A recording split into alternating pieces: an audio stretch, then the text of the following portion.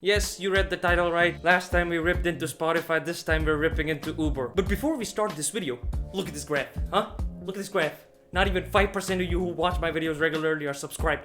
Come on, man, what are you doing? Yeah, Uber, more like super pooper with the aim of a stormtrooper. Now I don't blame you for not subscribing. Yeah, important note in this video, I'm just gonna be talking about the Uber Rides app, you know, the one that delivers people and not food. Although, you do look like a snack, girl. Problem number 1. Uber drivers accept the ride and then ask, where do you want to go? And they take 3-4 minutes to call you and ask you where you want to go. Or worse, in some cases they accept the ride and then call you and tell you, yeah, I'm not coming. You stupid If you didn't want to come, why did you accept the ride? It clearly showed you the location where I was. Now you must be asking yourself, that is the fault of a driver. Why are you blaming Uber for this? Well, the problem is, these guys, the Uber drivers, they don't cancel the ride and pass it on to someone else in most cases. So what happens is, when they call you, they act like a victim and like they shame you for even booking a ride. And then you have to be the one who has to cancel it. And what happens when you cancel a ride? You get charged 100% of the times if you're on Uber. But other companies also charge you for canceling a ride.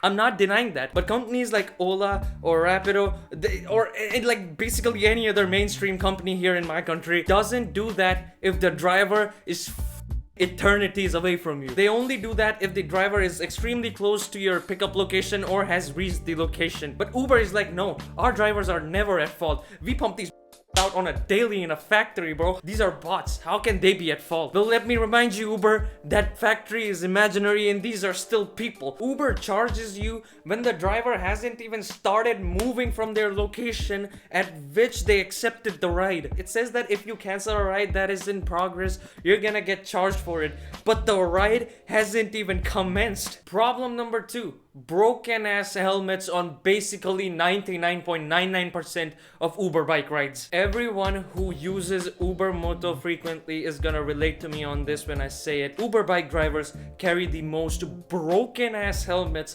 for the customer. What the kind of helmets is this company providing to the riders? This can be the driver's fault as well, but I don't know how someone can destroy a helmet to this extent. These helmets are not gonna protect anything. They don't have face shields. They don't have anything. And I know when you rate a rider, you get an option to say that, yeah, it's a broken helmet, but that doesn't change anything. Point number 3. They ask you for cash in every single situation. Now let me elaborate on this. Remember when I said that these guys call you before they even start moving? They ask you if your payment is cash. If you book a ride with online payment methods, just forget it. The chances of you getting a ride are 1/10 if you're booking with an online payment method. There's something wrong with how these riders have to deposit a certain amount to the company of what they're made.